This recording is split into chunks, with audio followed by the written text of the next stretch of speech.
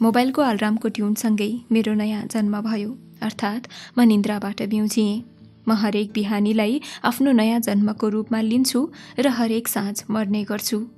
निदाउनु भनेको पनि त मर्नु नै हो। सास रोकिनु मात्र मृत्यु होइन, चेतनाहीन भएर दुनियाँबाट केही समयको लागि अलग हुनु पनि त एक प्रकारको मृत्यु नै हो। फरक यति हो, सास रोकेर मर्नु स्थायी हुन्छ, तर निन्द्रा अस्थायी मृत्यु हो, जहाँ म फेरि बिउजिन सक्छु। जबसम्म म निन्द्रामा हुन्छु, म यो दुनियाँको कुनै अस्तित्वमा रहन्न। मेरो चेतना हराउँछ, भावना हराउँछ र समयको ज्ञान पनि मेटिन्छ। त्यसैले हरेक बिहानी मेरो बिउजनु एउटा पुनर्जन्म हो, नयाँ आशाका साथ, नयाँ सोचका साथ।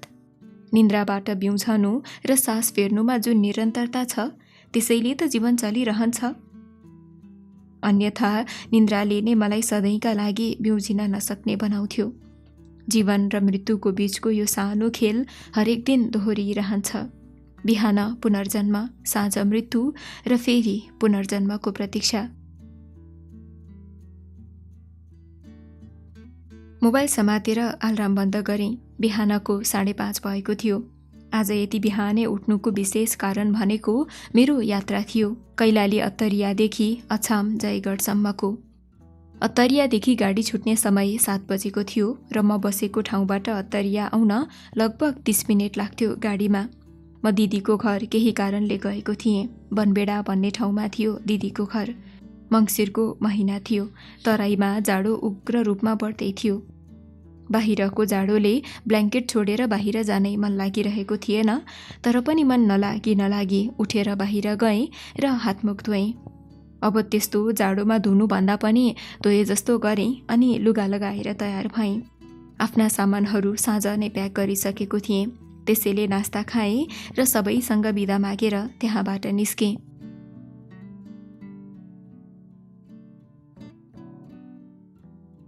मलाई अत्तरियासम्म पुर्याउन दिदी आउनुभयो। अलि ढिलो भइसकेको थियो, 6:45 भइसकेको थियो। त्यसैले पनि होला बनबेडाबाट अत्तरियासम्म जाने कुनै साधन पाइरहेको थिएनौँ। लामो समयको प्रतीक्षापछि एउटा अटो आयो, तर त्यो अटो पनि खाली भने थिएन। त्यो अटोमा एउटा आमा र उनका 2 बच्चा-बच्ची थिए। पछाडि एउटालाई मात्र ठाउँ थियो अनि हामी दिदी र म थियौँ। हामीलाई ढिलो भइसकेको थियो, त्यसैले अटोमा दिदी पछाडि बस्नुभयो र म अगाडि ड्राइभरको छेउमा गएर बसेँ।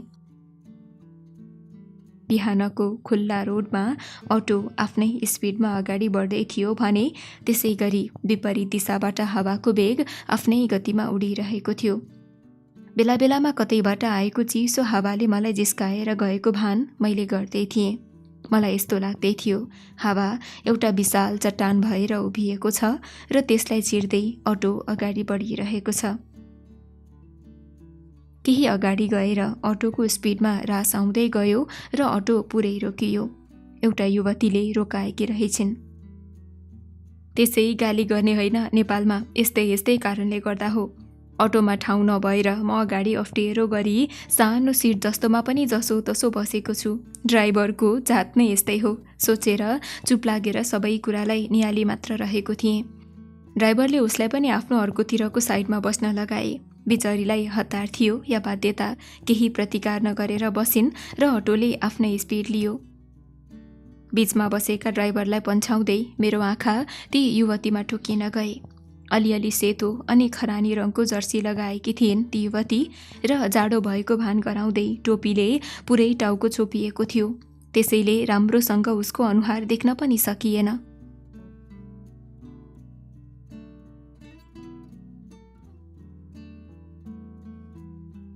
एकैछिनमा फेरि अगाडितर्फ गएर अटो रोकियो। हेरेँ, अब यसले आफ्नै काखमा बसालेर हिँड्छ होला कि क्या हो, मनमा नै सोचेँ। तर मेरो अनुमान गलत रहेछ। ड्राइभर दाइले ती पछाडि बसेकी महिला र तिनको बच्चा-बच्चीलाई झार्नको लागि अटो रोकेका रहेछन्।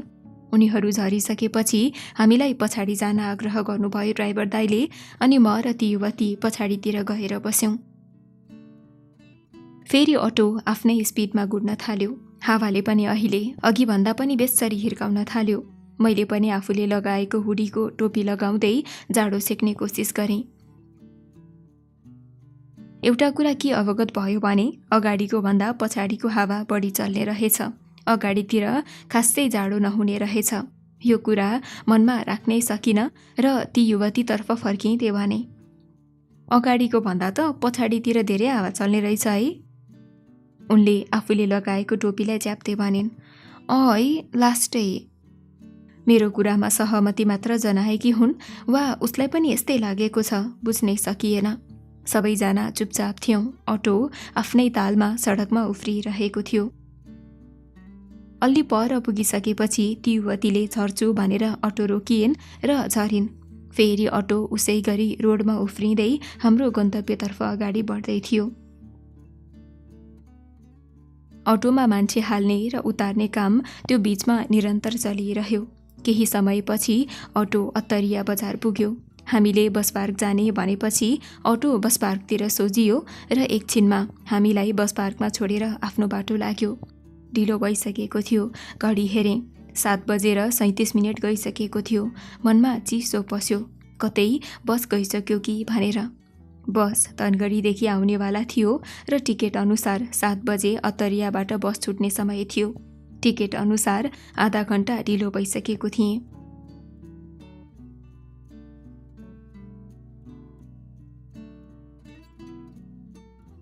दिदीले कतै बस गइसक्यो कि भनेर चिन्ता व्यक्त गर्नुभयो। मलाई पनि त्यस्तै लाग्दै थियो। त्यत्तिकैमा पार्किङमा लागेको एउटा बस रोडतिर आएर सोझिँदै खलासीले अछाम अछाम भन्दै चिच्याउन थाल्यो। मैले हतार हतार खल्तीबाट टिकट निकालेँ र बस नम्बरतिर आँखा लगाएँ। 416 थियो अनि यसो बसतिर आँखा डुलाएँ। 416 नम्बरको बस नै थियो। धन्न, छुटेको चाहिँ रहेन रहेछ भन्दै दिदीलाई सुनाएँ र बसतिर लाग्यौँ।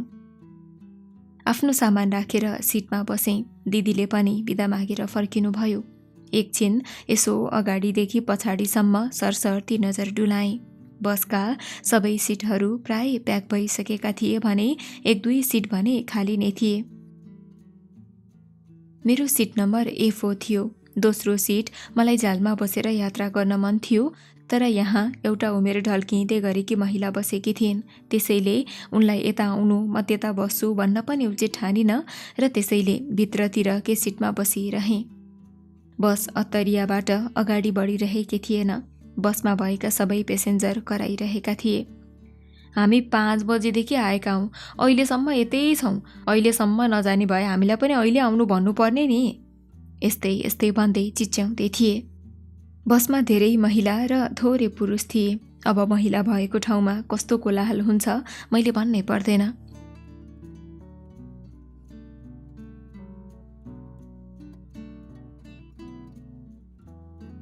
मेरो भन्दा ठिक पल्लो सिटमा एउटा राम्री युवती बसेकी थिइन्। बसभरि युवतीको नाममा उनी मात्र थिइन्। उनको सिट नम्बर B56 थियो होला सायद। उनी पनि झ्यालतिर नभएर ओल्लोतिर बसेकी थिइन्। झ्यालमा एउटा पुरुष बसेका थिए। सायद उसको बुबा हुनुपर्छ। मैले मनमा नै सोच्दै थिएँ। उसलाई तलदेखि माथिसम्म हेरेँ। तल जिन्सको पेन्ट र माथि पहेँलो जर्सीमा थिइन् उनी। हेर्दामा एकदमै राम्री थिइन् उनी। उनको सुन्दरताले जो कोहीलाई पनि लोभ्याउन सक्थ्यो, जो कोहीलाई पनि मोहित बनाउन सक्थ्यो। उसको क्युट फेसले म पनि उसको कोमल अनुहारमा कतै हराएको थिएँ। त्यतिकैमा बसमा एकजना 45-50 वर्ष जतिकै पुरुष बैशाखीको भरमा बसमा चढ्नुभयो। बेचरा अपाङ्ग हुनुहुँदो रहेछ। उहाँको एउटा गोडा नै थिएन। उहाँले रुँदै भन्नुभयो, सबैजनालाई नमस्कार। मेरो नाम लाल सिंह। मेरो घर डोटी जिल्ला। हाल म यतै बस्छु। कुनै बेला म पनि तपाईहरू जस्तै एउटा स्वस्थ सक्षम मान्छे थिएँ। आफ्नो काम गरेर आफ्नो परिवारलाई राम्रोसँग पाल्न सक्थेँ। तर अहिले म माथि दशा लागेको छ। मैले क्यान्सरको कारणले गर्दा एउटा गोडा गुमाउनु परेको छ। मेरो आर्थिक स्थिति कमजोर भएकोले मलाई यो गोडाको निरन्तर चेकअपमा समस्या पर्न थालेको हुँदा यहाँहरूबाट जे जति हुन्छ सहयोगको अपेक्षा राखेको छु। उहाँ 2 हात जोडेर एउटा खुट्टाको भरमा सहयोग माग्दै हुनुहुन्थ्यो। उहाँको हालत देख्दा मेरो पनि आँखाबाट आँसु झर्न थाल्यो। साह्रै दुःख लाग्यो उहाँलाई देख्दा। बसमा सबैजना चुपचाप थिए र मैले आफ्नो खल्तीबाट एउटा 100 को र अर्को 20 रुपैयाँको नोट झिकेर उहाँको हातमा थमाइदिएँ। उहाँको आँखाबाट आँसुको धारा बगिने रहेको थियो। सायद उहाँको दैनिकी थियो होला, तर यो उहाँको बाध्यता थियो।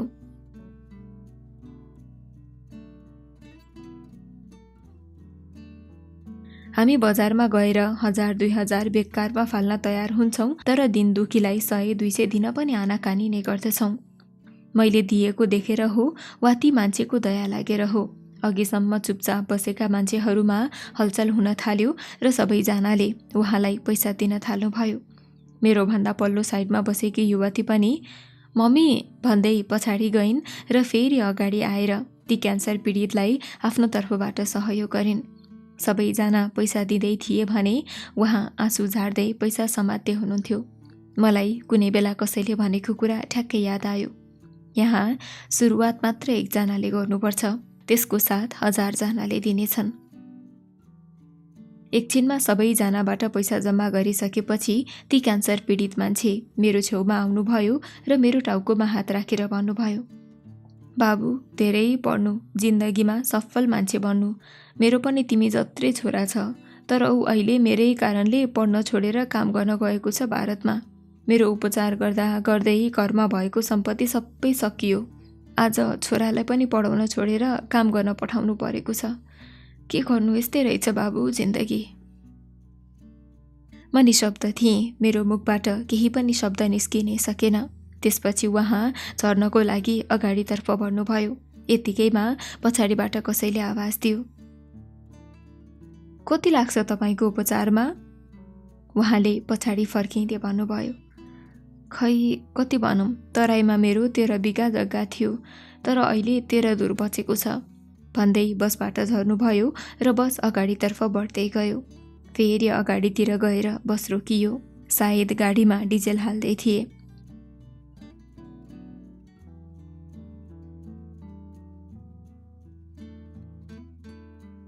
त्यसै बेला गाडीमा एउटा अधोवैसे पुरुष हातमा सारङ्गी लिएर चढ्नुभयो र सारङ्गी रेड्दै यात्रीलाई शुभकामना दिन थाल्नुभयो र अनेक थरीका गीत गाउन थाले। त्यो मान्छे मलाई पटक्कै मन परेनन्। त्यो मान्छेले न त राम्रोसँग गीत नै गाउन सक्थ्यो, न त राम्रोसँग सारङ्गी रेड्न नै आउँथ्यो। बिना सुरताल सारङ्गी रेड्दै थियो। मुखभरि मेधाश्री हाले जस्तो थियो। मेरो दिमाग तातिरहेको थियो त्यो मान्छेको कला देखेर। एकछिनको कोलाहलपछि सबैबाट पैसा माग्न थाल्यो। यसरी पैसा माग्नु कसैको रहर हुन्छ भने कसैको बाध्यता। यो मान्छे त काम गरेर पनि खान सक्थ्यो, तर भिख मागेर खाँदै थियो। सायद यसलाई रहर भन्छन् होला। हुन त सारङ्गी पनि बजाउँदै थियो उसले, त्यसलाई कलाको रूपमा लिन सकिन्छ। तर बिना सुर र ताल एउटा भाँडो उठाएर बजाउँदैमा ऊ कलाकार कसरी हुन्छ? मेरो मनले यस्तै सोच्दै थियो। केही समयमा सबैबाट पैसा उठाइसकेपछि फेरि बरबराउँदै त्यो मान्छे बसबाट झर्यो। बसमा यता उति हल्ला गर्दै थिए, यस्तो मान्छेलाई त दिनै हुँदैन, बरु अघिको जस्तो दिन दुखीलाई दिने हो दिने भनेको त, यसले त काम गरेर पनि खान सक्थ्यो नि।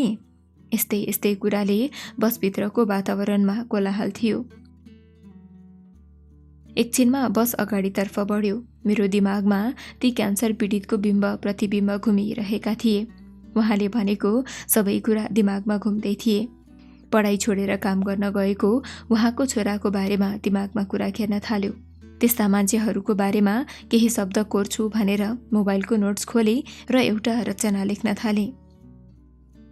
गन्तव्य बिनाको सफर केही नलाग्ने रहेछ, एक आपसको भर केही नलाग्ने रहेछ। जब जिन्दगी नै आफ्नो बसमा नभएपछि बाध्यताको अघि रहर केही नलाग्ने रहेछ।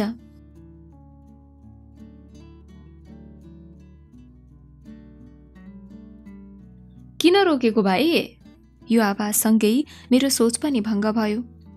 सामान बाँध्नलाई बस रोकेको कुरा जानकारी गराउँदै सामान बाँध्न खलासी छतमा गयो। बाहिरतिर नजर डुलाएँ। गोदावरीको पुल नजरमा पर्यो। दिउँसोतिर त्यो पुलमा मान्छेहरूको भिड हुन्छ, तर अहिले कोही पनि थिएनन्, खाली थियो पुल। त्यतिकैमा मलाई कसैले एकोहोरो हेरिरहेको छ जस्तो भान भयो। आफ्नो नजर बिस्तारै घुमाएर हेरेँ। आँखा जुत्न पुगे। ऊ त्यही बसमा भएकी एक्लै युवती नै थिए। आँखा जुत्न साथ उसले नजर मोडिहाली। फेरि म पनि आफ्नो धुनमा व्यस्त भएँ। बसले पनि आफ्नो गति लियो। बेला बेलामा ती युवतीसँग आँखा जुझ्ने क्रम जारी नै रह्यो। घरिघरि मलाई हेरेर मुसुक्क मुस्कुराउँथिन् उनी। म पनि औपचारिकताको हिसाबमा मुस्कान फ्याँकिदिन्थेँ। मुस्कुराउँदा उसको गालामा पर्ने डिम्पलले मलाई आफूतिर आकर्षित गर्दै थियो। त्यति मात्र होइन, मलाई आकर्षण गर्ने उसमा अर्को के कुरा देखियो भने उसको एउटा दाँत बाहिरपट्टि निस्केको थियो। मलाई यस्तो कुराले अझै बढी आकर्षित गर्छ, धेरै नै मनपर्छ। यस्तो बाहिरतिर आएको दाँत झन् कुनै सुन्दर केटीमा छ भने त झन् उसको सुन्दरता एक स्टेप माथि उठाउन सहयोग गर्छ। अब अरूलाई के लाग्छ त्यो मलाई थाहा भएन। ती युवतीलाई पनि एकदमै सुहाएको थियो त्यो दाँत। उसको सुन्दरताले मलाई पुरै आफ्नो बसमा पारिसकेको थियो। अहिलेको आधुनिक शब्दमा भन्नुपर्दा म फिदा भइसकेको थिएँ उसमा। अब त म पनि बेला बेलामा उसलाई हेरेर मुसुक्क मुस्कान फ्याँकिदिन्थेँ। फेरि ऊ पनि त्यसै गरी मुस्कान फिर्ता पठाइदिन्थे। यसै गरी हाम्रो यात्रा अगाडि बढिरह्यो।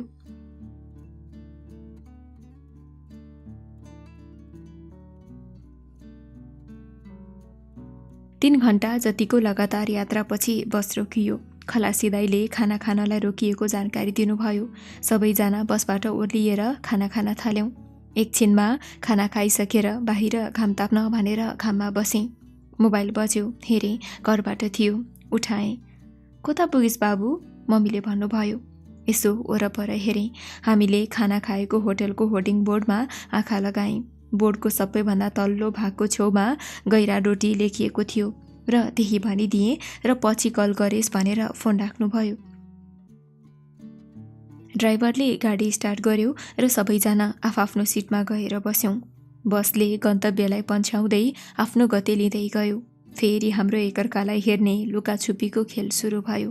हामी एकअर्कालाई हेरेर मुस्कुराउँथ्यौँ मात्र। बोल्ने आँट न उनले गरिन् न त मैले नै गरेँ। बाहिर दृश्य रमाइलो थियो। म केही छिन त्यो दृश्यमा अलग्नै हुन पुगेछु। सायद दिउँसोको 2 बजेको थियो होला। हामी दिपायल पुगेका थियौँ। बसले आफ्नो कर्म बिर्सेको थिएन, निरन्तर आफ्नो काममा लागिरहेको थियो।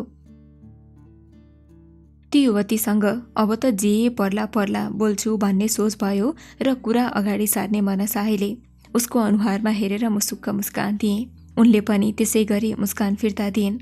मैले उसको अनुहारमा बोल्दिए हुन्थ्यो मलाई भए जस्तै बोलौँ बोलौँ लाग्ने भाव स्पष्ट रूपमा देखिसकेको थिएँ। बोल्न मन उसको पनि थियो, तर अप्ठ्यारो मानिरहेकी थिइन्। त्यसैले आफैले बोल्ने सोच बनाएँ। पहिलो शब्द के बोल्ने सोच्दा सोच्दै मुखबाट तिम्रो नाम के हो नि भन्ने शब्द फुत्किहाल्यो। उसले पनि सहजै जवाफ फर्काइन्, श्रेया शर्मा। मैले पनि मनमा नै उच्चारण गरेँ, श्रेया।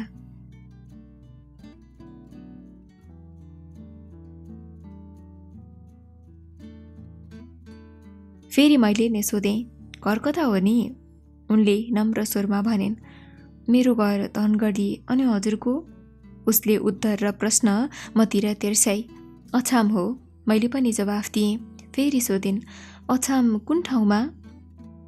मैले अछाम तिमिल छैन हो भने, तर उसले यो नाम पहिलोचोटि सुनेको बताइन्। अनि कता जान लाग्या हौ नि? मैले उसलाई सोधेँ। उसले मुस्कुराउँदै भने, हाम्रो पुर्ख्यौली घर चाहिँ अछाम नै हो। साफे भन्दा माथि गाउँ छ अरे। गाउँको नाम त मलाई पनि थाहा छैन। म पहिलो पटक जाँदैछु। एउटा सानो काम छ, त्यही भएर जान लागेको छौँ। मैले पनि ए भनेर छोटो जवाफ दिएँ। एकछिन दुवैजना चुप भयौँ। न ऊ बोलिन् न त म नै। केही त बोल्नुपर्छ, तर बोल्ने चाहिँ के? यस्तै सोच्दै थिएँ। उनले नै कतिमा पढ्नुहुन्छ नि भनेर सोधिन्। खासै पढाइ छैन, ओभरसियर सकेर बसिरहेछु। अनि तिमी नि? भन्दै उत्तर र प्रश्न एकैचोटि फर्काएँ। उनले आइएसएजी गरेर बसेको भनिन्। अनि मैले अब के गर्ने भनेर सोधिहालेँ। उसले खै लोकसेवातिर सोचिरहेछु भनिन् र मलाई पनि त्यही सोधिन्। मैले पनि तिम्रो नै कपी भनिदिएँ। अनि मैले औपचारिकताको लागि नै भए पनि को जान लागेको छौ भनेर भने। उनले मम्मी र आफू जान लागेको कुरा बताइन्। मेरो अन्दाज गलत निस्केको थियो।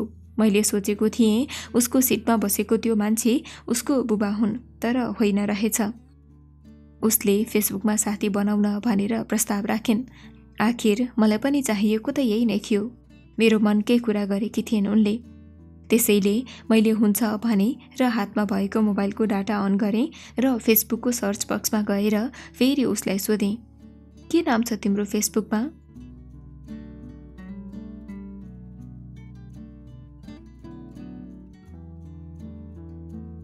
उसले हाँस्दै जे नाम हो त्यही छ भनिन्। अनि मैले श्रेया शर्मा टाइप गरेँ र सर्च गरेँ, तर धेरै आइडी भएकोले ठ्याक्कै चिन्नै सकिनँ र उसको मुखतिर मोबाइल फर्काएर दिएँ र उसले हेर्दै तेस्रोवाला हो भनिन्। अनि मैले उसलाई फ्रेन्ड रिक्वेस्ट पठाएँ र उनले पनि पछि अनलाइनमा आएपछि एक्सेप्ट गर्छु भन्दै थिइन्। मैले हुन्छको भावमा टाउको हल्लाएँ। त्यसपछि दुवैजना चुपचाप भयौँ, तर बेला बेलामा एकअर्काको मुखमा हेरेर मुस्कान दिने काम भने जारी नै थियो। डोटीको साना गाउँ भन्ने ठाउँमा आएर बस रोकियो। मेरो सिटमा बस्नुभएको महिला र श्रेयाको सिटमा बस्नुभएको मान्छे त्यतै झरे र बसले फेरि आफ्नै गति लियो। उता श्रेया पनि एक्लै र यता म पनि एक्लै थिएँ। तर एकछिनमा नै हाम्रो सिट डबल हुन पुग्यो। स्थानीय यात्रीहरू चढेको कारणले गर्दा श्रेया र म अघिको भन्दा झन्झन टाढा हुन पुग्यौँ। उनी बी साइडको झ्यालमा अनि म ए साइडको झ्यालमा। तर हामीले बेला बेलामा एकअर्कालाई हेरेर मुस्कान दिन भने छोडेनौँ। आज मलाई के भएको छ खै, बेला बेलामा उसैलाई हेरिरहन मन लाग्थ्यो। मोबाइलमा कलको रिङ बज्यो। हेरेँ, लक्ष्मण केसीको थियो। लक्ष्मण मेरो सबैभन्दा मिल्ने साथी हो। अब अङ्ग्रेजीमा बेस्ट फ्रेन्ड भन्दा पनि हुन्छ। हतार नगरे कल उठाएँ मैले। हेलो भन्न पनि नपाउँदै उताबाट कता पुगिस् आदि उसले सोध्यो। मैले चौखुट्टे पुग्नै लागेको कुरा उसलाई बताएँ र त्यसपछि सामान्य कुराकानीपछि उसले फोन राख्यो।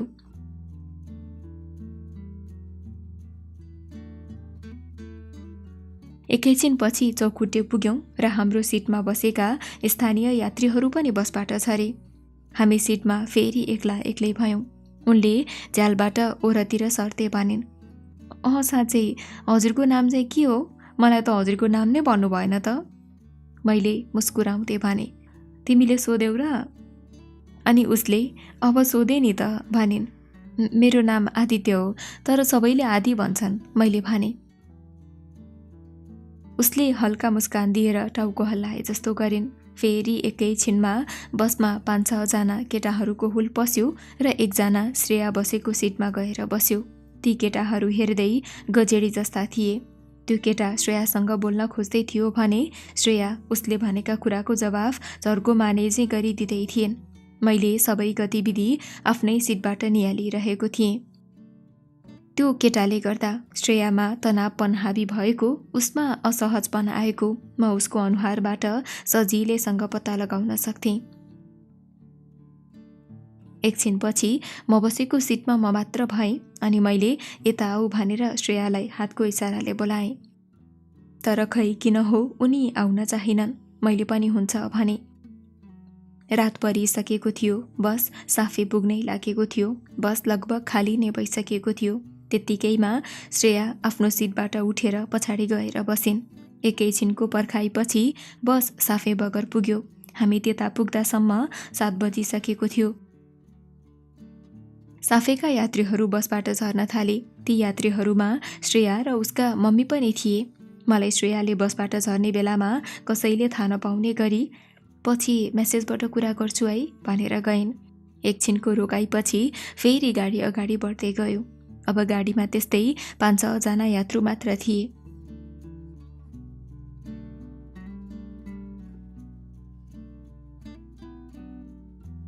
केही समयको पर्खाइपछि मेरो गन्तव्यस्थल पनि आयो र म पनि झरेँ अनि बस अगाडि बढ्यो मलाई रोडमा छोडेर। त्यस्तै 8 जति बजिसकेको थियो। 10-11 घण्टाको लगातार यात्रालाई पार गर्दै आइपुगेको थिएँ। त्यसैले थकाइ लाग्नु त स्वाभाविक नै थियो। अझै रोडबाट घर जान 7-8 मिनट लाग्थ्यो। त्यसैले मैले रोहितलाई बोलाएको थिएँ। रोहित भाइ हो मेरो। एकैछिनमा ऊ आइपुग्यो र हामी घरतिर लाग्यौँ। घरमा पुगेर केही समय गफगाफ र खाना खाइसकेपछि ओछ्यानमा गएर पल्टिँदै मोबाइलको डाटा अन गरेँ। कसैको मेसेजको नोटिफिकेसनले मोबाइललाई भाइब्रेट गरायो। फेसबुक ओपन गरेँ। त्यहाँ 5वटा नोटिफिकेसन आएका थिए। त्यसैले विलम्ब नगरी नोटिफिकेसन विन्डो ओपन गरेँ। 4वटा लाइक गरेका नोटिफिकेसन र एउटा Shreya Sharma accepted your friend request भनेर आएको थियो। एकछिनपछि उसको प्रोफाइलमा छिरेँ र उसका फोटाहरू एक एक गरेर हेर्न थालेँ। साँच्चै ऊ मलाई झन राम्री लाग्दै थिए। उसलाई मेसेज गर्छु भनेर उसको प्रोफाइलको तल रहेको मेसेजको बटनमा टच गरेँ र त्यहाँ मेसेजको विन्डो ओपन भयो। म खुसी भएँ। उनले नै पहिले मेसेज पठाइसकेको रहेछिन्। घर पुग्नुभयो भनेर। मैले पनि हतार नगरी पुगिसकेँ टाइप गरेर पठाइदिएँ र उसको च्याटलिस्टबाट बाहिर आएर सोचेँ सायद ऊ अनलाइन छैन, किनकि उसको प्रोफाइलको छेउमा हरियो बत्ती बलिरहेको थिएन। तर मेरो अन्दाजलाई गलत साबित गर्दै उसले मेसेज सेन्ड गरिन्। सिन मात्र होइन, उताबाट मेसेज सेन्ड पनि गरिन्। उसँग कुरा गर्ने सोचेरै मनमा गाउकुती लाग्दै थियो। सायद उनी अफलाइनबाट चलाउँछिन्, यही सोचेर मेसेज ओपन गरेँ। 2वटा मेसेज थिए, एउटा अनि अर्को चाहिँ खाना खानु भयो?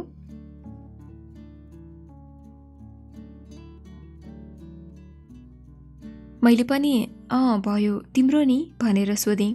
उसले पनि उताबाट हतार नगरी एकैछिनमा मेसेज गरिन्, मानौ उनी मेरै मेसेजको प्रतीक्षामा थिइन्। उनले खाना खान मन नभएको कुरा बताइन्। मैले किन भन्दा उसले त्यही बसको यात्राले गर्दा खाना खान मन छैन भनिन्। अनि मैले कुरालाई लम्ब्याउन के गरिरहेछौ भनेर सोधेँ।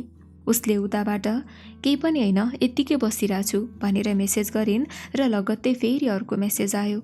भोलिबाट अनलाइन आउन पाउन्न, त्यसैले आज एकछिन फेसबुक चलाउन लाग्छु भन्दै थिइन्। यो मैले सोधेको प्रश्नको उत्तर थियो या भोलिबाट आफू अनलाइन नआउने जानकारी मलाई दिएकी हुन्, बुझ्नै सकिनँ।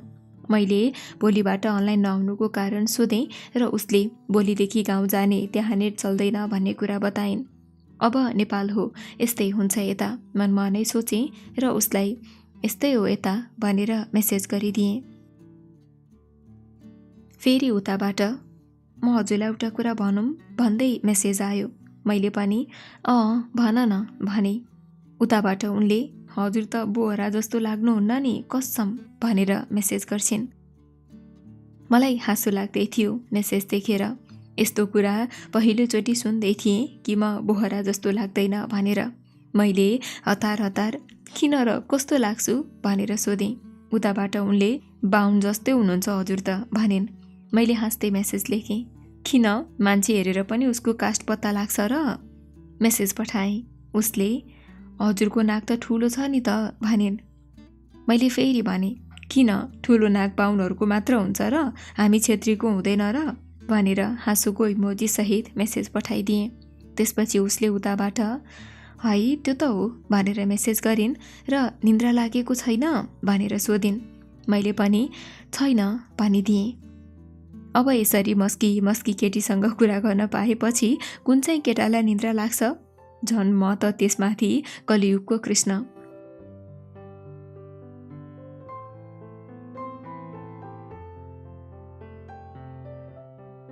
सुन न, अघिको त्यो मेरो साइडमा बस्ने केटाले मेरो दिमाग खायो भनेर मेसेज गरिन्। अनि मैले जिस्किँदै, हो र लास्टै मिठो छ कि क्या हो तिम्रो दिमाग, मलाई पनि देऊ न त, म पनि खान्छु भन्न मन थियो। तर खै किन हो किन भन्नै सकिनँ। र किन के भन्थ्यो र भनेर सोधेँ। मैले यता आएर बस भनेको त हुँ, तिमी आएनौ भनेर पनि भनिदिएँ। उसले पनि उताबाट 2वटा मेसेज गरिन्। एउटा खै के भन्दै थियो अनि अर्को चाहिँ हजुरले मेरो सिटमा म एक्लै भएको बेलामा आएर बसेको भए पनि त हुन्थ्यो नि भनेर भन्दै थिइन्। मैले खुब मलाई अप्ठ्यारो लाग्दैन त भने। अनि उसले पनि मलाई अप्ठ्यारो लाग्दैन त भन्दै थिइन्। फेरि उनले मलाई हामी बेस्ट फ्रेन्ड बन्न सक्छौँ भनेर प्रस्ताव राखिन्। मैले त मनमा नै उसलाई त्योभन्दा पनि माथिको सोचिसकेको थिएँ। त्यसैले यो मेरो लागि फाइदाजनक कुरा थियो। त्यसैले हतार नगरी भने, हस्, गल्ती गर्दा गाली गर्न पाइन्छ अनि हरेक कुरा सेयर गर्नुपर्छ, झुट बोल्न पाइँदैन नि उनले भनिन्। र निकनेम पनि चेन्ज गरेर बेस्ट फ्रेन्ड राख्दै पछाडि 3वटा लभको इमोजी पनि राखिन्। केही क्षणपछि फेरि भन्न थालिन्, मैले मात्र निकनेम चेन्ज गरेँ, हजुरले त गर्नु भएन नि, ठिकै छ, हजुरको गर्लफ्रेन्ड रिसाउँछ भनेर होला होइन भनेर सोध्न थालिन्। अरे यो केटीसँग नसकिने भयो भन्ने सोच्दै मैले पनि उसैले राखे झैँ निकनेम राख्दै भने, रिसाउनलाई त गर्लफ्रेन्ड पनि हुनु पर्यो नि। अनि उसले बेस्ट फ्रेन्ड मान्नु भएकोमा थ्याङ्क यू भन्न थालिन्। त्यसपछि मैले कुरालाई अन्तै मोड्दै भने, अनि आजको यात्रा कस्तो भयो नि? उनले राम्रै भयो भने जस्तो कुरा गरिन्। फेरि उतैबाट अर्को मेसेज गरिन्, हजुरलाई त हाँस्न मात्र आउने रहेछ है।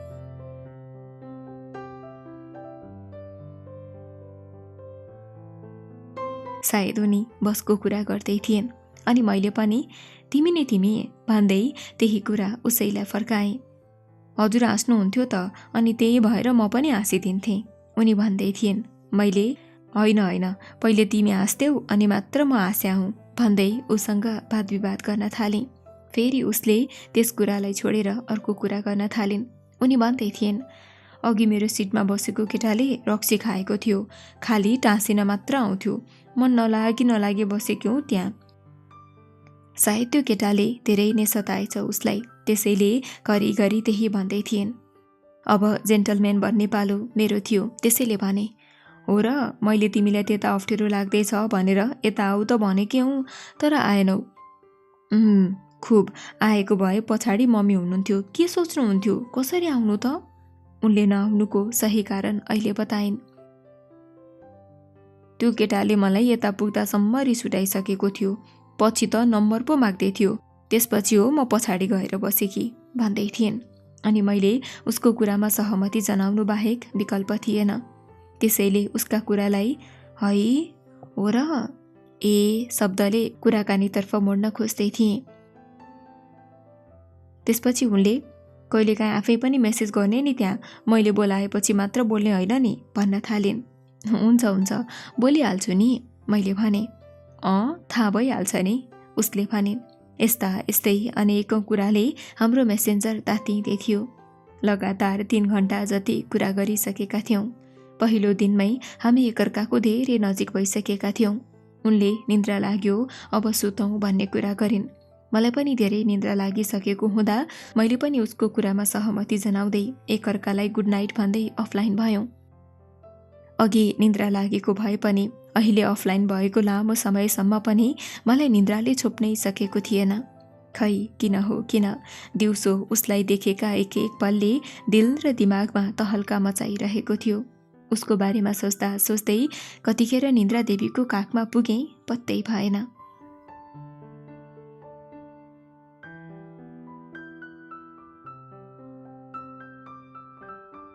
बिहान म उठ्दा अलि ढिलो नै भइसकेको थियो। लगभग 8 बजिसकेको थियो। उठेर हातमुख धोएँ र नास्ता खाइसकेपछि मोबाइलको डाटा अन गरेर फेसबुकको मेसेन्जरमा आएका मेसेजहरू हेर्नतिर लागेँ।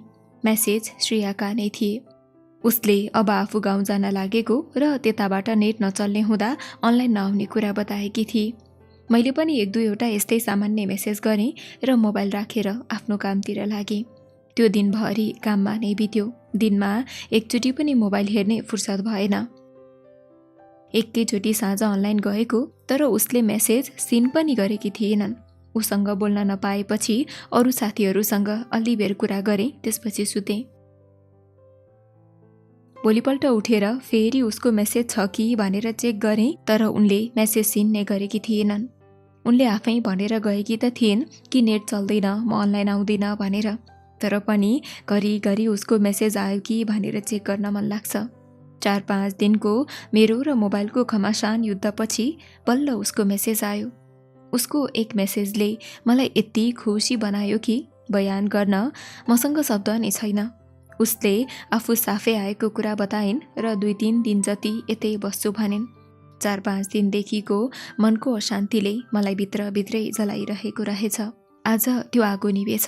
त्यही भएर आनन्द प्राप्त भएको महसुस हुँदै थियो। म त उसलाई नजानिदो तरिकाले भित्रभित्रै प्रेम गर्न थालिसकेको रहेछु।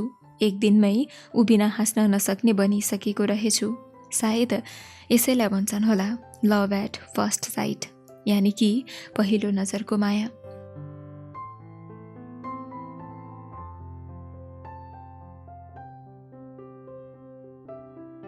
आज पनि उसँग लामो नै कुराकानी भयो।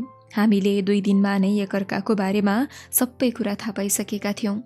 उनले भोलि भेटौँ न हामी भन्ने प्रस्ताव राखिन्। आखिर मलाई पनि चाहिएको त यही नै हो। झन् उसले नै भेटौँ भन्दा म कसरी नाइ भन्न सक्थेँ र? त्यसैले मैले पनि हुन्छ भने। अब हामी भोलि भेट्दै थियौँ। यही सोचेर मनभित्र भित्रै बुरुक बुरुक उफ्रिरहेको थियो। एकछिन सामान्य कुराकानी गरेर एकअर्कालाई गुड नाइट भनेर फोन राख्यौँ। फोन राखिसकेपछि निकै बेर उसैको बारेमा सोचेँ। 2 दिनको कुराकानीमा नै उसको सुन्दरताले मात्र होइन, उसको व्यक्तित्व र उसको मनले पनि मलाई तानिसकेको थियो। साँच्चै नजानिदो पाराले म उसको मायामा फसिसकेको थिएँ। यस्तै सोच्दै थिएँ, कति बेला निदाए पत्तै भएन। फेसबुक चलाउँदै थिएँ। फेसबुक चलाउँदै गर्दा देखेको एउटा पोस्टले मेरो मनमा बाढी लिएर आयो। फेसबुक स्क्रोल गर्दै गर्दा मेरो नजर अचानक एउटा पोस्टमा गएर रोकियो। विवाहको तस्बिर। बेहुली श्रेया थिइन्, तर बेहुलालाई मैले चिन्न सकिनँ। पोस्ट स्मृति कार्कीले गरेकी रहेछिन् अनि क्याप्सनमा लेखिएको थियो, ह्याप्पी म्यारिड लाइफ श्रेया। मेरो आँखा केही बेर त्यही अक्षरहरूमा अड्किए। मुटुको धड्कन अचानक बढ्न थाल्यो। छातीभित्र केही कपडा भिजाए जस्तो भयो। सास घाँटीमै अड्किए जस्तै लाग्यो। एकाएक शरीर कमजोर महसुस भयो। हात खुट्टा कापे जस्तै भए। मलाई लाग्यो म एकदमै अग्लो पहाड चढ्दैछु, जहाँ हावा पत्कर पत्कर छ, सास फेर्नै गाह्रो हुन्छ।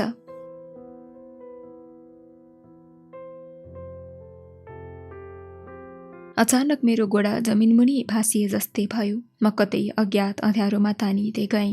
वरिपरि कसैले कराए चाहिँ लाग्यो। टाढाबाट सुनिएको आवाज अस्पष्ट थिए, तर मेरो शरीर केही गर्न सक्दैनथ्यो। म कुनै गहिरो अँध्यारोमा खस्दै थिएँ।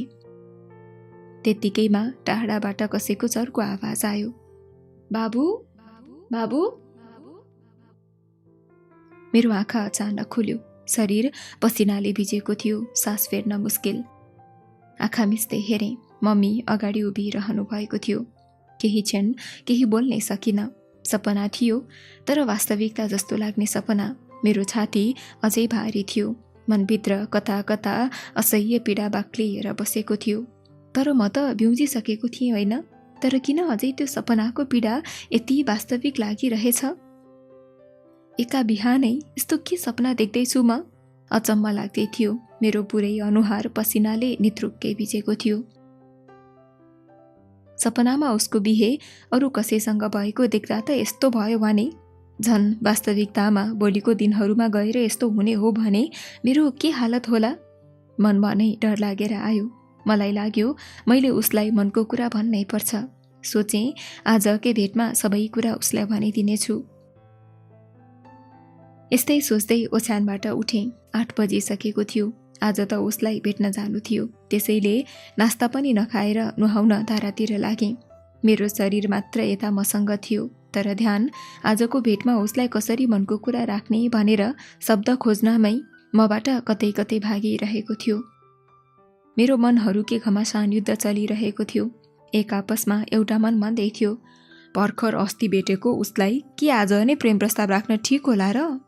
फेरि कस्तो केटा रहेछ, भेटेको 1 हप्ता पनि भएको छैन, माया गर्छु भन्छ, सोचले नि।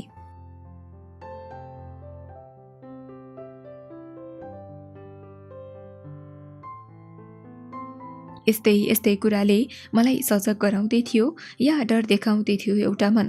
फेरि अर्को मन मलाई सफलताको आश देखाउँदै, साँचो मनले गरेपछि 2 मिनेटको लभ पनि शुभ लभ हुन्छ भने तैँले भेटेको त यत्रो दिन भइसक्यो। फेरि प्रेम हुनलाई समयले केही फरक पार्दैन। प्रेम त 1 नजरमा पनि हुन सक्छ नि। उसले पनि त तँलाई माया गर्छ होला, कतै भन्न पो नसकेको रहेछ कि? त्यसैले तैँले ढिलो गर्नु हुँदैन, आजै प्रेम प्रस्ताव राख्नुपर्छ भन्दै थियो। मलाई पनि यही मनको कुरा मन पर्यो र आज जसरी पनि उसलाई मनको कुरा भन्छु सोच्दै नुहाएँ र खाना खाएर रेडी भएँ। त्यस्तै 11 बजिसकेको थियो। लगभग 45 मिनटको यात्रापछि म साफे बगर पुगेँ र उसले भनेको ठाउँमा गएँ। उनी त त्यहाँ अघि नै आइसकेकी रहेछिन्। मैले उसलाई टाढैबाट देखिहालेँ। गुलाबी रङको कुर्ता सुरुवालमा थिइन् उनी। उसलाई अति नै सुहाएका थिए ती लुगा। एकदम संस्कारी जस्तै लाग्दै थिइन्। अहिले म उसको नजिकै पुगिसकेको थिएँ। उसको सुन्दरतालाई कसरी वर्णन गरौँ म मेरा शब्दहरूमा? साँच्चै नै ऊ पहिलो दिन देखेको भन्दा आज एकदमै राम्री लाग्दै थिए। उसको बाटुलो गुच्चा जस्तो गोरो हिउँ जस्तो अनुहार, त्यसैमाथि हाँस्दा गालामा पर्ने डिम्पल र अलिकति बाहिर निस्केको दाँतले जो कोहीलाई पनि लोभ्याउन सक्थ्यो। यतिखेर सायद मेरो हातमा गाजल हुँदो हो त म उसको गालाको छेउमा माथिपट्टि सानो टिका लगाइदिने थिएँ, ताकि उसलाई कसैको नजर नलागोस् भनेर। एकचोटि त सोचेँ उसको आँखामा लगाएको गाजलबाट नै लगाइदिउँ, तर उसले के सोच्ली भनेर केही गर्न सकिनँ। मैले एकहोरो आफूलाई हेरेको देखेर आफ्नो मुख हल्का बङ्ग्याउँदै के हो को भावमा इसारा गरिन्। मैले केही पनि होइन को भावमा टाउको हल्लाएँ।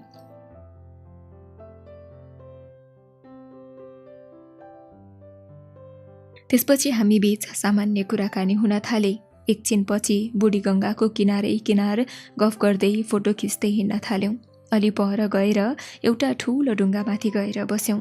बसेको लामो समयसम्म पनि हामी बीच सन्नाटा छायो, तर त्यो सन्नाटा सुनसान भने थिएन, किनकि छेउमा आफ्नै बहाव र बेगलाई समेटेर बुढी गङ्गा नदी बगिरहेको थियो। हामी बीचको मौनतालाई चिर्दै म नै बोलेँ, श्रेया, एउटा कुरा भन्छु, यदि तिमीलाई गलत लाग्छ भने पनि नरिसाउ ल। उसले भन्नु न भन्दै मलाई अनुमति दिए। त्यसपछि मैले आफू बसेको ठाउँबाट नै उसको आँखामा हेर्दै भन्न थालेँ, जब म र मेरा साथीहरू बीचमा गर्लफ्रेन्डको कुरा चल्छ त्यतिखेर मेरो मुखबाट तिम्रो नै नाम निस्कोस्। कुनै दिन मेरो घरमा बिहेको लागि कुरा चल्दा मलाई केटी रोज्ने जिम्मा दिइनेछ। त्यो बेला मैले तिम्रो नै फोटो देखाउन सकौँ। बिहेको दिन मेरो छेउमा दुलहीको रूपमा तिमीलाई नै पाउन सकौँ। जब मैले सिन्दुरले कसैको सिन्दुर भर्दै गर्नेछु नि, त्यो बेलामा त्यो सिउँदो तिम्रो नै होस्। जिन्दगीमा कुनै दिन मैले हारेको आभास गरेर निराश हुँदा मलाई त्यो हारमा साथ दिने तिम्रो नै काख होस्। जब बुढेसकाल लाग्नेछ तब हामी दुवैजनालाई कसै न कसैको साथको आवश्यकता पर्नेछ। त्यो बेला मैले मेरो साथमा तिमीलाई नै पाउन सकौँ। जिन्दगी लामो छ, त्यसैले म तिम्रो साथलाई जीवनभरि लम्ब्याउन चाहन्छु। त्यसको लागि तिमीले मलाई साथ दिनुपर्छ। म तिमी बिनाको जीवन सोच्नै सक्दिनँ, तिमी बिना बाँच्नै सक्दिनँ भनेर भन्दिनँ, तर यति चाहिँ भन्न चाहन्छु कि तिमी बिनाको जीवन भनेको मेरो लागि बेस्वादिलो तरकारी हुनेछ। मेरो मुखबाट हाँसो आए पनि मनदेखिको हाँसो सधैँको लागि मरिसकेको हुनेछ। तिमी बिना बाँच्न त बाँच्नेछु, तर सधैँभरि छटपटिँदै बाँच्नेछु। त्यसैले I love you so much Shreya.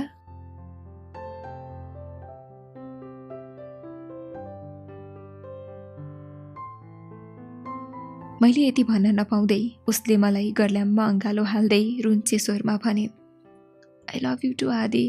मैले पनि हजुरलाई धेरै माया गर्छु, आफूलाई भन्दा पनि बढी।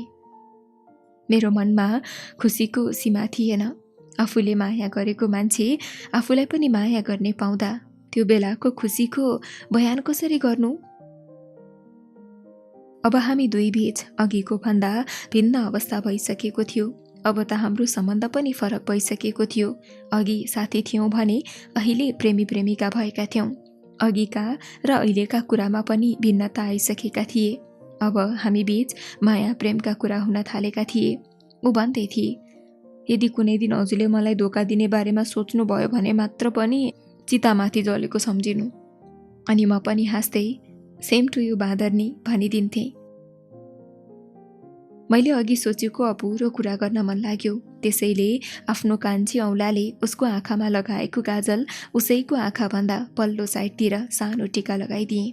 उसले हत्तपत्त के गरेको भनेर पुछ्न खोज्दै थिए, तर मैले उसको हात समातेर भने, यति राम्री छेउ, यति राम्रो मान्छेलाई जसले पनि आँखा लगाउन सक्छ नि, मैले लगाइहालेँ। अब अरू कसैको नजर नलागोस् भनेर कालो टिका लगाइदिएको नि भने मैले। उनी पेट मिची मिची हाँस्न थालिन्। सायद उसलाई मजाक गरे जस्तो लाग्यो होला, तर मैले मजाक गरेको थिइनँ।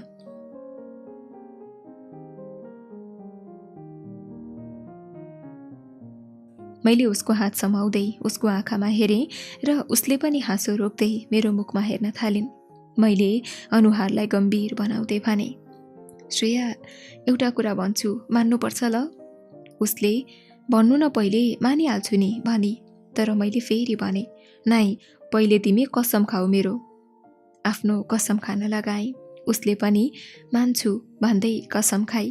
त्यसपछि मैले भने, श्रेया, तिमी सधैँ बाहिरतिर निस्किँदा कालो टिका लगाएर निस्किनु है। उसले म गम्भीर भएको बुझिछ र त्यसैले होला हुन्छ भन्दै टाउको हल्लाइन्। मिठो समय बित्न बेर लाग्दैन, त्यस्तै भयो। हामी दुई एकअर्काको साथमा हुँदा कति छिटै समय बित्यो पनि पत्तै भएन। अब त हामी छुट्टिने बेला भइसकेको थियो। मन त कहाँ थियो र, तर नचाहँदा नचाहँदै पनि छुट्टिनु नै थियो।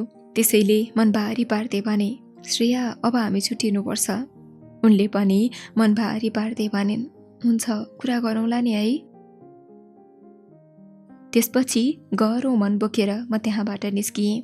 साँझतिर खाना खाएर सुत्नलाई बेडमा गएँ र मोबाइल चार्जबाट निकालेँ। श्रेयाले मेसेज गरेकी रहेछिन् अनलाइन आउनु न भनेर। त्यसैले हतार नगरिकन मोबाइलको डाटा अन गरेँ र फेसबुकतिर चाहन थालेँ। मेसेन्जरमा एउटा नोटिफिकेसन आएको थियो। हेरेँ, श्रेयाले निकनेम चेन्ज गरेकी थिइन्। बेस्ट फ्रेन्डबाट माई लभ अनि ब्र्याकेटमा बुढोमा रूपान्तरण भएको थियो। मैले पनि निकनेम चेन्ज गरेर माई लभ अनि ब्र्याकेटमा बुढी भनेर राखेँ र उसलाई एउटा लभको इमोजी सेन्ड गरिदिएँ। ऊ अनलाइन नै रहेछ। उताबाट पनि त्यस्तै मेसेज आयो र पछि सामान्य कुराकानी भयो। उसले कलमा कुरा गर्ने भनी र कल गरी। त्यसपछि फोनबाट कुरा गर्न थाल्यौँ। स्कुल पढ्दादेखि लिएर कलेज पढ्दासम्मका कुरा गर्न भ्याउँथ्यौँ, तर हाम्रा कुरा नै सकिँदैनन्। कुरा पनि कति आएका हुन्।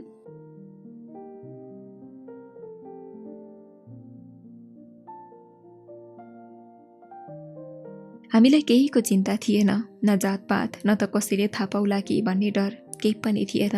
हामी स्वतन्त्र भएर एकअर्काको मायामा रम्दै डुब्दै थियौँ। रातको 2 बजिसकेको थियो। त्यसैले फोन राख्यौँ र म सुत्न खोज्दै थिएँ, तर निन्द्रा आउने छाँटकाँट भने थिएन। त्यसपछि उसको यादमा डुब्दा डुब्दै कतिखेर निन्द्रामा डुबेछु पनि पत्तै भएन। बिहान फोनको घन्टीसँगै मेरो निन्द्रा ब्युजियो। अब निन्द्रा पनि के ब्युजियो भन्नु, मेरो कान मात्र ब्युजिए, आँखा भने ब्युजिनै सकिरहेका थिएन। त्यसैले ब्ल्याङ्केटभित्रबाटै हात घुसार्दै मोबाइल समातेर आँखा नखोलेर नै अनुमानको भरमा फोन उठाएँ र कानमा लगाएँ। कसको हो फोन त्यो पनि थाहा थिएन। मैले हाँ भन्दै थिएँ। उताबाट लभ यु भन्दै किस गरेको र गुड मर्निङ राजा भनेको आवाज मेरो कानमा के परेको थियो। भएको निन्द्रा पनि कता भाग्यो। अघिदेखि खुल्नै नमानिरहेका आँखा पनि खोलिए अनि मैले पनि गुड मर्निङ मेरी रानी भने। सायद म निन्द्रामा भएको कुरा पनि थाहा पाइछ। त्यसैले अल्छी, अहिलेसम्म उठ्नु भएको छैन? मैले मात्र माया गर्ने, हजुरले नगर्ने भन्न थालिन्। मैले पनि गरिरहेको छु त, अहिले पनि त तिमीलाई नै माया गरिरहेको छु मैले भने। खुब, मैले त सुनिने गरी गर्नु न भन्दै थिइन्। मैले पनि अघि उसले गरे जस्तै गरी मोबाइलबाट किस गरेँ अनि बल्ल खुसी भयो। त्यसपछि अलि बेर कुरा गरिसकेपछि पछि कुरा गरौँला भन्दै फोन राखिन् अनि त्यसपछि म पनि उठेर आफ्नो नित्य कर्म गर्नतिर लागेँ।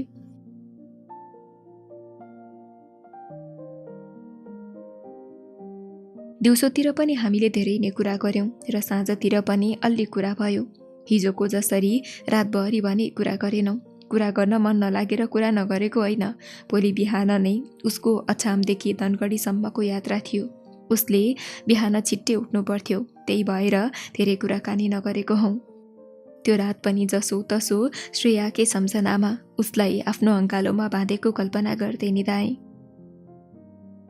भोलिपल्ट बिहान पनि कलको रिङले मेरो निन्द्रा खुल्यो।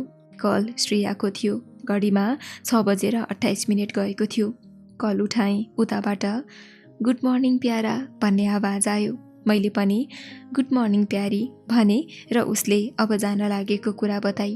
मैले शुभ यात्रा बुढी, राम्रोसँग जानु भने। उसले मलाई धन्यवाद बुढो भन्दै बसमा मम्मीसँगै हुनुहुन्छ, त्यसैले कल गर्न मिल्दैन ल, मेसेजबाट मात्र कुरा गरौँला ल भनिन्। मैले पनि हुन्छ भनिदिएँ। बस जान लागेकोले राख्छु ल भन्दै थिइन्। फेरि एकछिन भन्दै बोलिन्। मैले के भयो भने, जे भन्न कल गरेकी हुँ त्यो त भन्नै बिर्सेछु भन्दै थिइन्। मैले के हो नि त्यस्तो भन्नुपर्ने भनेर सोधेँ। उनले मेसेन्जर चेक गर्नु त भन्दै कल राखिन्। मैले पनि के रहेछ भनेर मेसेन्जर खोलेँ। त्यहाँ त श्रेयाले आफ्नो फोटो हालेकी थिइन्। फोटो देखेर खुसी भन्दा पनि बढी उसको माया लाग्यो। फोटोमा उसले आज मैले भनेअनुसार कालो टिका लगाएकी थिइन्। अनि मैले आई मिस यु बुढी भनेर मेसेज गरेँ। ऊ पनि अनलाइनमा हाने रहेछ। मिस यु टु बुढो भनेर मेसेज गरिन्। त्यसपछि केही बेर मेसेजमै कुराकानी भयो। उसको बस पनि गुड्न थाल्यो। त्यसपछि मैले पनि आफ्नो नित्यकर्म गर्नतर्फ लागेँ। उनी बेला बेलामा चौकुटे पुगेँ, सिलगढी पुगेँ, दिपायल पुगेँ भन्दै मेसेज गर्दै थिइन्। साँझतिर घरको काममा अलि व्यस्त भएकोले मोबाइल हेर्न पाइनँ।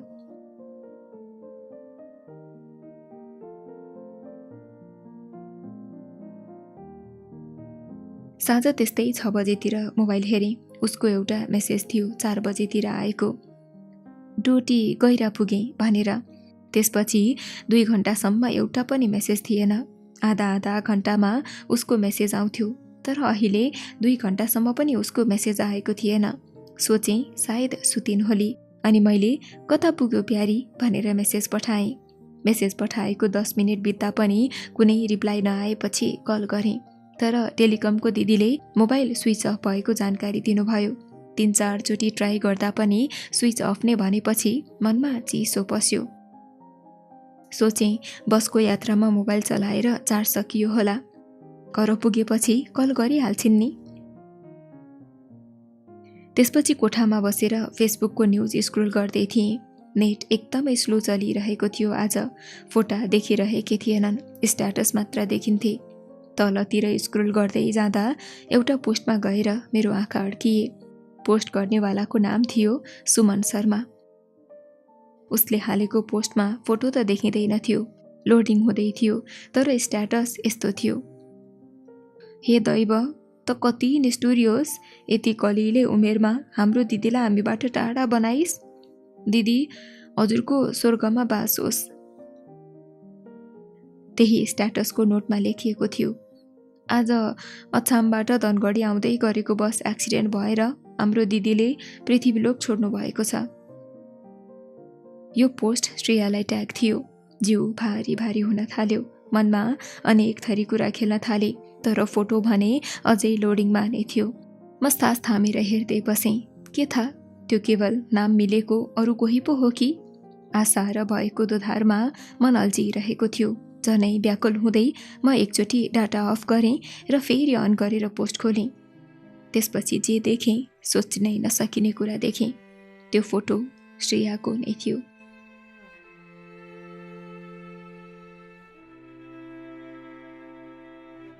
एक्कासी मलाई हजारौं केजीको कुनै वस्तुले थिचेको अनुभव भयो। त्यसपछि मलाई के भयो त्यो मलाई पनि थाहा भएन। मुटु बेसरी धड्किन थाल्यो, जिउ भारी हुँदै गयो। मनमा अनगिन्ती कुरा खेल्न थाले। कसरी, किन? मेरो फोन हातबाट खस्यो, संसार घुमे जस्तै भयो। अचानक शरीर हलुङ्गो हुँदै गयो, कानमा कुनै आवाज आएन, आँखा धमिलो हुँदै गयो, अनि पूर्ण अन्धकार। मेरो आँखा खुल्दा चारैतिर सेतो थियो। म कहाँ छु?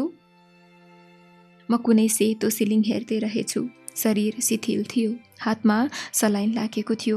म हस्पिटलको बेडमा पल्टिरहेको थिएँ। कसैको आवाज आयो। मलाई घेरिएको अनुहारहरू देखेँ। मम्मी, बुबा, केही साथीहरू, सबैको आँखामा चिन्ताका छाया थिए। के भयो? कसरी यस्तो भयो? सबैले एकसाथ सोध्न थाले। मैले जबरजस्ती आँखा चिम्लिएँ। एकछिन शून्यता स्वीकार्ने प्रयास गरेँ। फेरि आँखा खोलेर केवल एक वाक्य फुस्काएँ, खै थाहा छैन, एक्कासी बेहोस भएछु। तर वास्तविकता त त्यस्तो थिएन। वास्तविकता त असह्य थियो। म बाहिर हाँस्न खोज्दै थिएँ, तर भित्रै आँधी बेरी चलिरहेको थियो, भुइँचालो आइरहेको थियो। मनको कुनै कुनामा कुनै ठुलो पहिरो गएको थियो, जसले मेरो अस्तित्व नै पुरिँदै थियो। डाक्टर आए, केही औषधि लेखिदिए।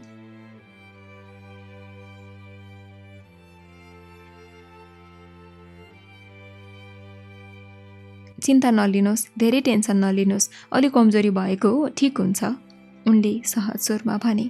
डाक्टरलाई के थाहा, यो शारीरिक कमजोरी होइन, शारीरिक समस्या पनि होइन, मनको भत्काइ हो भनेर। डाक्टर गएपछि म झनै शून्यतामा हराएँ। यदि त्यहाँ अरू कोही नहुँदो हो त म डाक्टरलाई सोध्ने थिएँ, डाक्टर साहब, के तपाईँलाई यस्तो औषधि थाहा छ जसले कुनै मान्छे दिमागबाट मेटाइदियोस्? तर त्यो सम्भव थिएन। त्यसैले टाउको हल्का हल्लाएर उनीहरूको कुरा सुन्नुको विकल्प थिएन। कोही मेरो सिरानी मिलाइदिँदै थिए, कोही पानीको बोतल थमाइरहेका थिए, कोही फलफुलको जुस, कोही भित्ताको घडी हेरिरहेका थिए। तर मेरो दिमागमा एकमात्र कुरा आइरहेको थियो, यो वास्तविक हुनै सक्दैन। श्रेया यस्तो गरी मलाई छोडेर जानै सक्दिन। तर समयले मेरै अगाडि त्यो क्रूर सत्य कोरिसकेको थियो। उनले केही क्षण अगाडि मात्र भनेकी थिइन्, घर पुगेपछि धेरै कुरा गर्नुपर्छ, छिट्टै भेट्नुपर्छ भनेर। मैले मुस्कुराउँदै भनेको थिएँ, अवश्य कति कुरा गर्न बाँकी छ। तर उनी फर्किएनन् र अब मसँग कुरा गर्न बाँकी हजारौं कुरा अनुत्तरित रहिरहे। अब ती सब कुरा कसरी पूरा हुने? म आफूलाई अझै यही प्रश्न गरिरहेको थिएँ अनि मनभित्र कुनै उत्तर नपाएर पुनः शून्यतामा हराइरहेको थिएँ।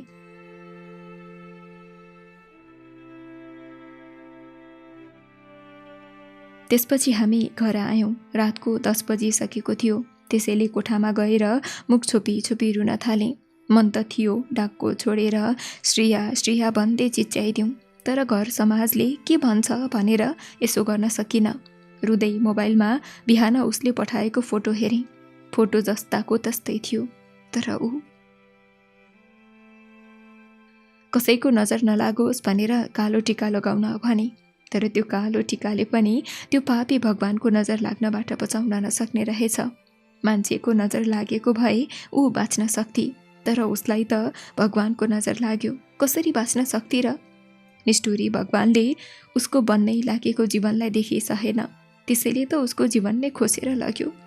उसलाई राम्रोसँग फुल्न पनि दिएन, कोपिलामै छोडिदियो। 7 जन्म सँगै बाँच्ने सँगै मर्ने कुरा गर्थे, तर यो पापी दैवले हामीलाई 2 दिनमा नै अलग गरिदियो। मलाई लाग्छ अब म बाँचेर पनि काम छैन। जुन ठाउँमा श्रेया छैन त्यो ठाउँमा मेरो के काम? म बाँचेर कसरी खुसी हुन सकुला र? मेरो खुसी त मरिसक्यो। श्रेयाले नै आफूसँग लिएर गई, मेरो खुसी अनि मेरो मनलाई पनि।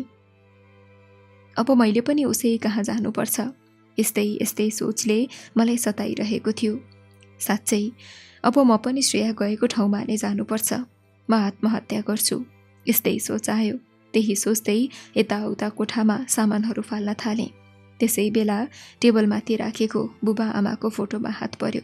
एकहोरो त्यही फोटोलाई हेर्दै थिएँ भने आँखाबाट आँसुको समुद्र बग्दै थियो। आफूलाई पढाउनको लागि बुबाले गर्नुभएको दुःख सम्झेँ र आमाले मेरो लागि भोग्नुभएका ती पीडाहरू सम्झिएँ। म सानो छँदा मलाई बचाउनको लागि आमाले 7 दिनसम्म बोक्कै व्रत बस्नुभएको थियो अरे। त्यो पीडालाई अहिले पनि बेला बखत पोखिरहनुहुन्थ्यो आमाले। फेरि मेरै लागि बुबा विदेशिनु भएको छ भनेर सम्झिन थालेँ। सोचेँ, के मैले उहाँहरूलाई यतिकै छोडेर जानु ठिक होला? होइन, मेरो लागि उहाँहरूले धेरै गर्नुभएको छ, त्यसैले मैले मेरो आमा बाबाको लागि भए पनि बाँच्नुपर्छ। यस्तै सोचले फेरि मलाई मर्न दिएन। म बाँचेँ, मनभरि श्रेयाको माया, उसको यादहरू र बाबा आमाप्रतिको जिम्मेवारी बोकेर।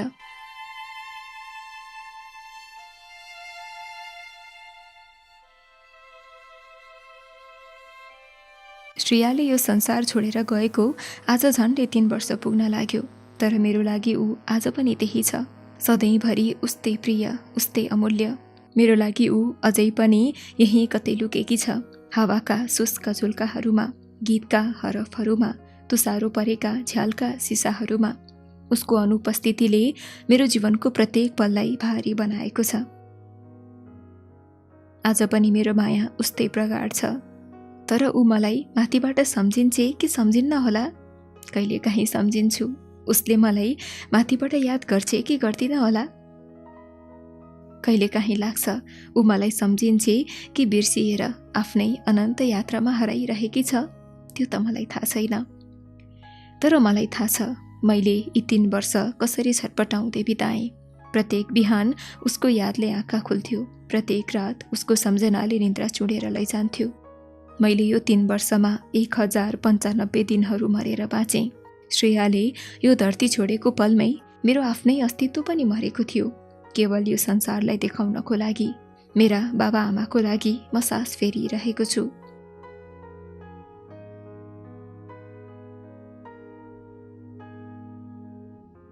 जीवन कहिलेकाहीँ निर्मम हुन्छ। म सोच्थेँ मायाले त मानिसलाई जीवन दिन्छ, सुख दिन्छ, संसार सुन्दर बनाउँछ। तर प्रेम कहिलेकाहीँ पीडाको महासागर पनि बन्दो रहेछ, जहाँ एकचोटि डुबेपछि किनारा भेट्ने गाह्रो हुन्छ। यदि प्रेमको पीडा यति गहिरो हुन्छ भन्ने कुरा पहिले थाहा पाएको भए सायद म कहिल्यै प्रेम गर्ने हिम्मतै गर्ने थिइनँ। श्रेयासँग बिताएका ती केही पलहरू मात्र थिए, तर तिनैले मलाई जीवनभरि सताउने गरी माया गरिदिए। सम्झनाहरूको यो भारी बोकेर हरेक दिन बाँच्नु कति गाह्रो हुन्छ त्यो त केवल मलाई मात्र थाहा छ। उसको हाँसो, उसको बोली, उसको छेउमा हुँदा महसुस गरेको त्यो अदृश्य सुरक्षाको घेरो सबै हराएपछि म भित्रै कस्तो खण्डहर बनेको छु त्यो अरू कसैले देख्न सक्दैन। तर माया भन्ने चिज मर्ने रहेनछ। मृत्युले शरीर टाढा लैजान सक्छ, तर आत्मा सधैँ मायाको कुनै न कुनै कणमा कैद भएर रहन्छ। श्रेयाले भौतिक रूपमा त मलाई छोडेर गई, तर उसको प्रेम कहिल्यै मबाट टाढा भएन। समयले कहिलेकाहीँ घाउलाई पुरिँदै लैजान्छ भन्ने सुनेको थिएँ, तर उसको सम्झनाहरूले मलाई बारम्बार उस्तै ताजा घाउ दिए। तर पनि माया भनेको केवल दुःख होइन। श्रेयाले मलाई केवल पीडा होइन, प्रेमको परिभाषा सिकाएर गई। उसले देखाएको सच्चा प्रेम, उसको निस्वार्थ समर्पण, उसको सरल हृदय, यी सबै मसँग सधैँ रहनेछन्। म अहिले पनि उस्तै मायाले बाँचेको छु।